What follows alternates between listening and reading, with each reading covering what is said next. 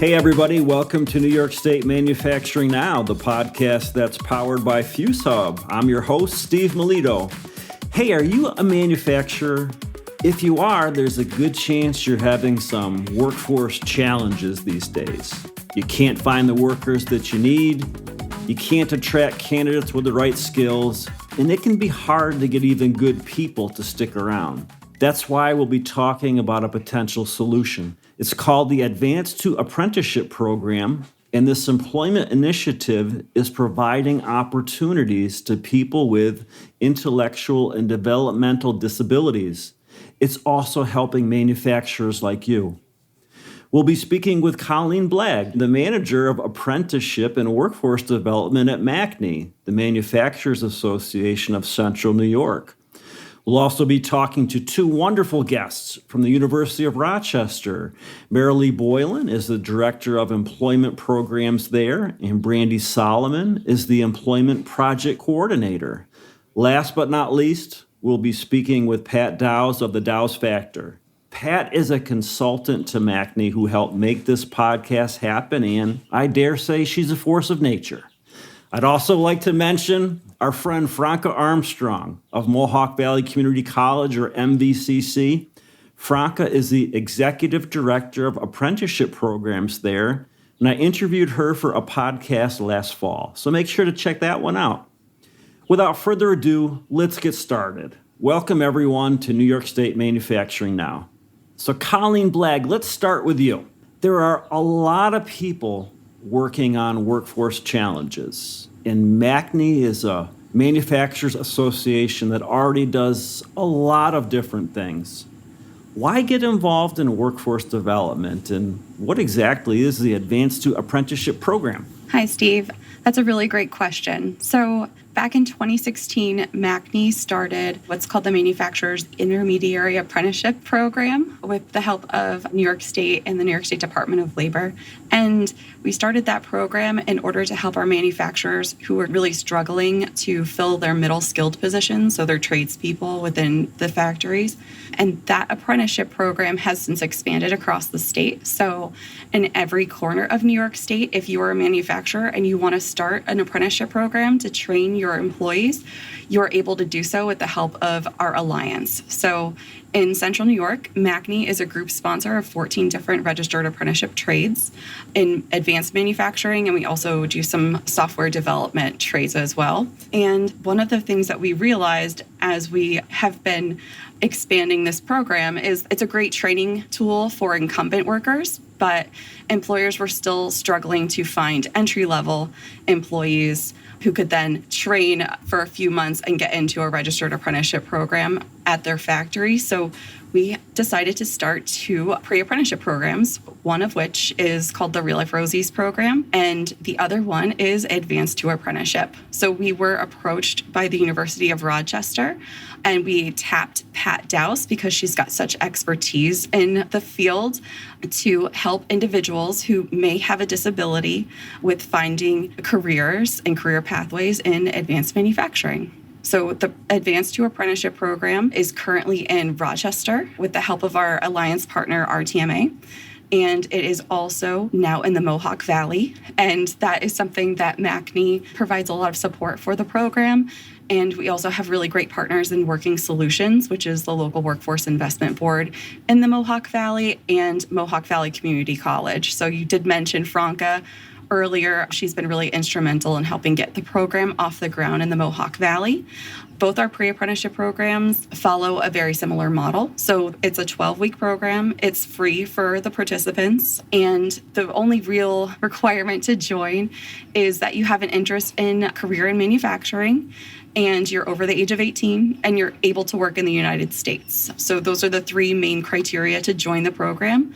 We do some employability skills training, so help with power skills like networking, interviewing skills, resume writing, that kind of thing.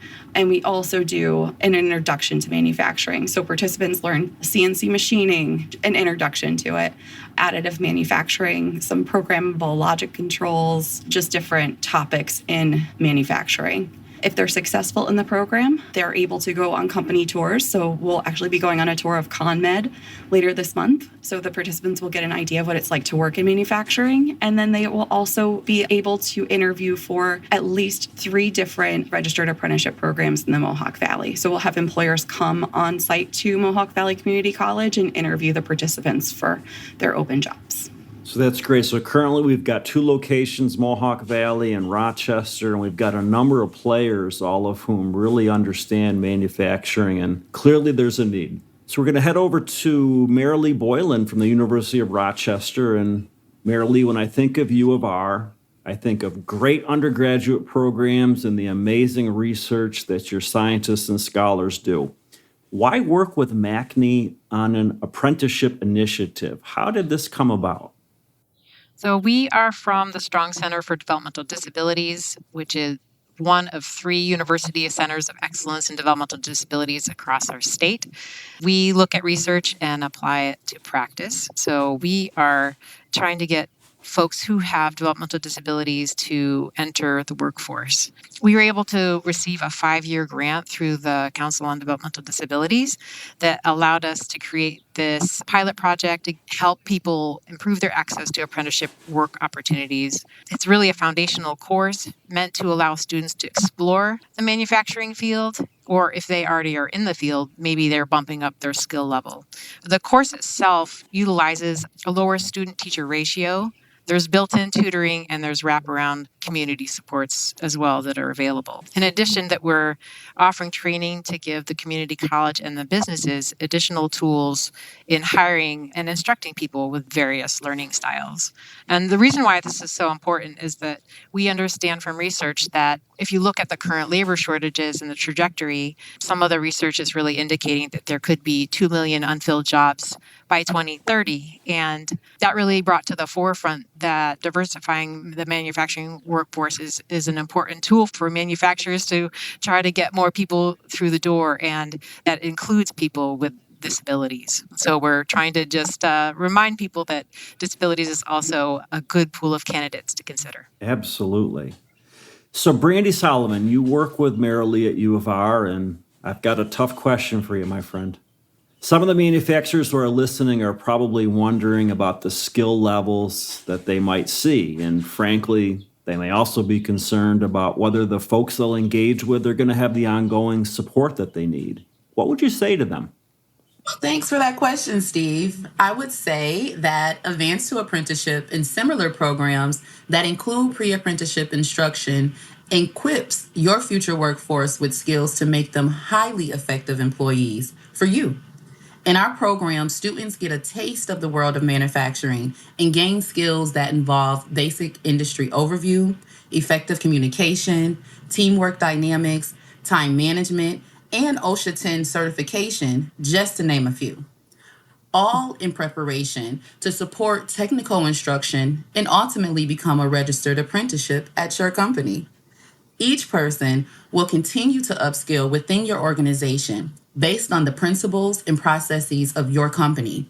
Each person has the ability and is expected to adhere to the existing standards while remaining open to training and coaching on your way of doing things as they increase their proficiency in their role.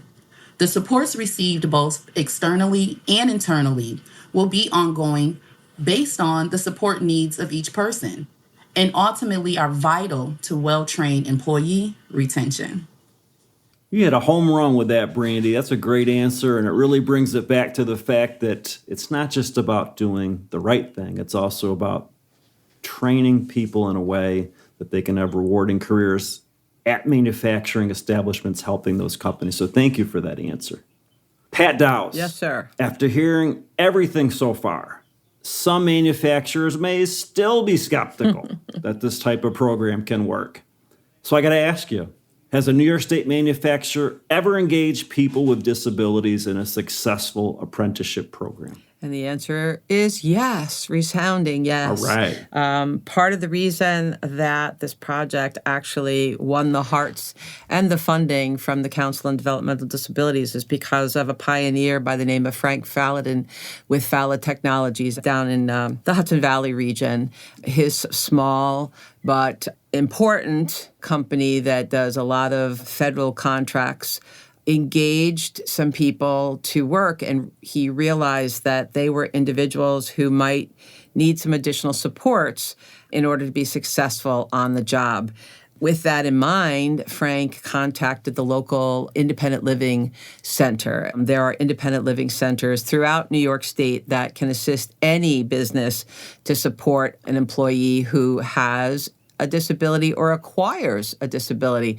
So often, Steve, we talk about people with disabilities helping them find jobs, when the reality is that anyone on your workforce could become somebody who is challenged by a physical or mental or health disability these days, and that doesn't mean that you need to lose them as an employee. So I want to put a little plug in there for reminding people that this isn't always just about the first time someone's getting a job. They indeed could be people that are already valued as employees, and you want to keep them on the job. And certainly small, medium-sized manufacturers that are part of your Fuse Hub audience are also needing to keep those valued employees. But Frank saw the need and the interest. He worked with the local university to find candidates and then worked to develop a program called STEPS. And I understand, actually, Steve, that Frank is interested in promoting that around the state as well. So it might be something you would consider bringing to your audience as well, as what goes on in STEPS and how that works. But it was his start that helped us look at how to build advanced to apprenticeship. He actually sits on our advisory committee and keeps an eye on the things that we're building to make sure that they are coordinated and working. He has 2, I believe, employees now that he values immensely that have a neurodiversity disability. They are part of a video that we've created, and we'll be happy to share that with you, and you can share that too with your audience at some point in the future if you'd like. Excellent. We will do that.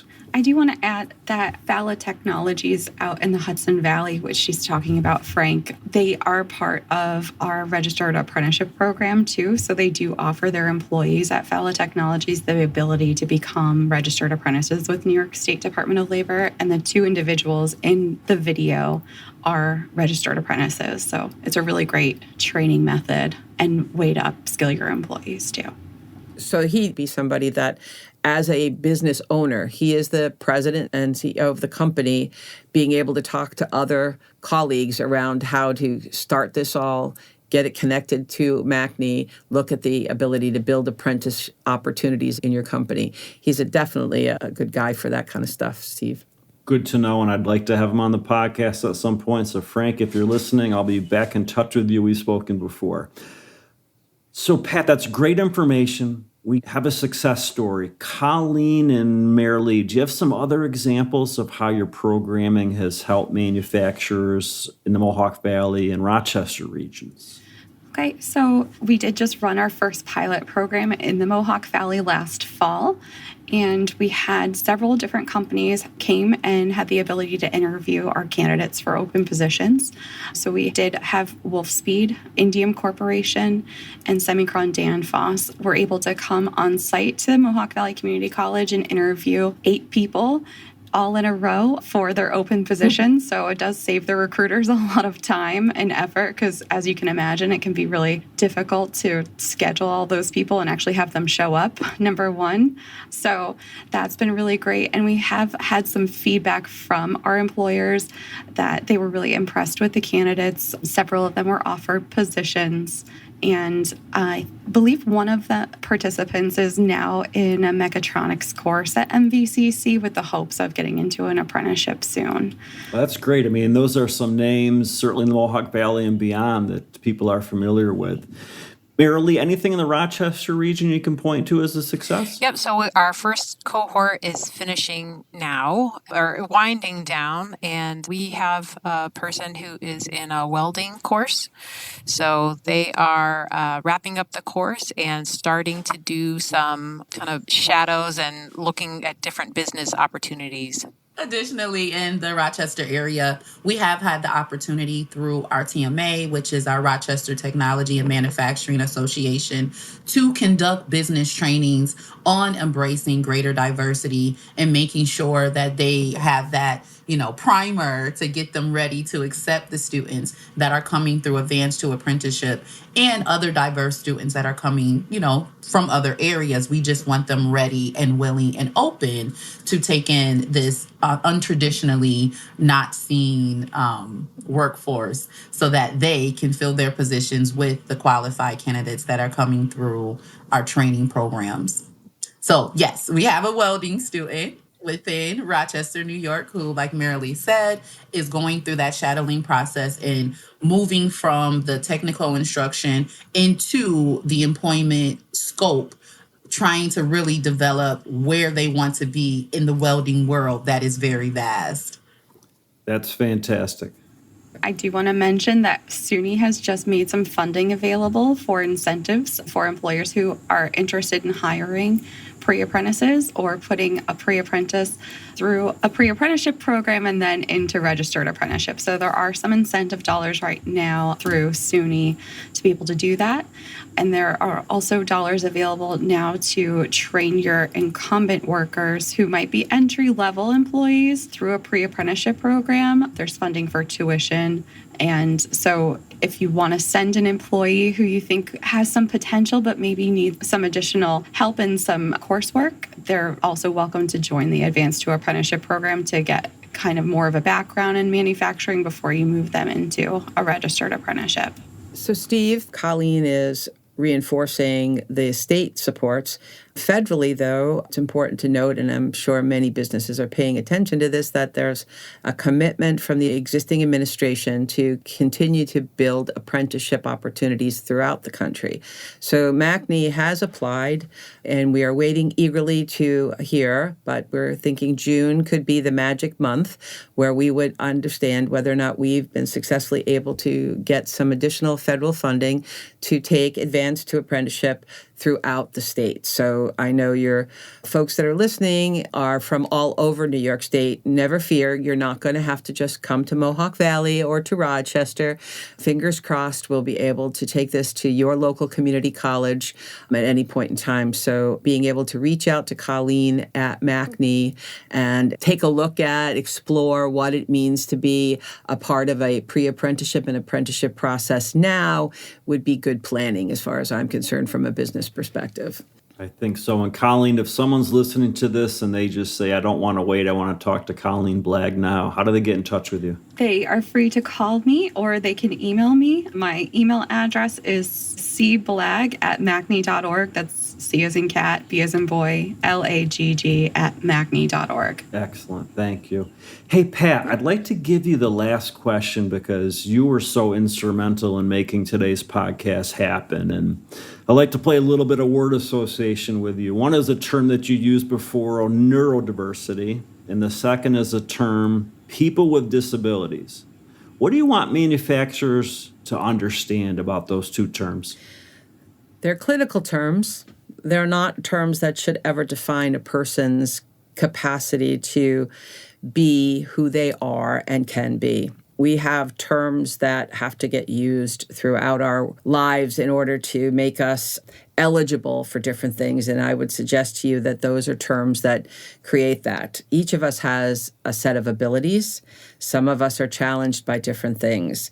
Neurodiversity, some would argue, is a challenge. And those that live in that realm are amazing people that don't have to worry about anything because they see their world the way they want to.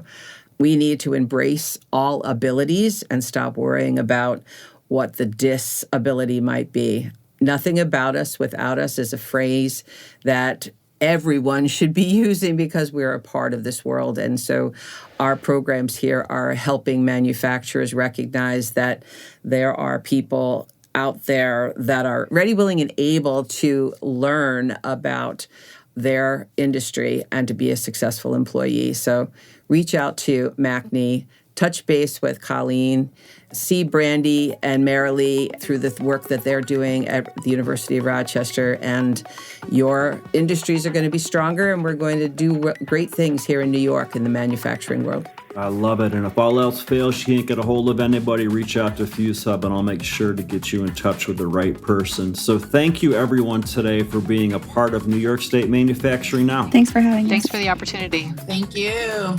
You betcha. So you've been listening to our podcast about the Advanced to Apprenticeship program. And before we go today, I wanted to share a statistic with you. According to the U.S. Bureau of Labor Statistics, 22.5% of people with a disability were employed in 2023. That's the highest level since data was first collected in 2008, but it also means that 77.5% of people with a disability were unemployed. We can do better, especially in a time of unprecedented workforce challenges. Advanced to Apprenticeship is a step in the right direction, and I hope that you'll consider it. On behalf of New York State Manufacturing Now, this is Steve Melito signing off.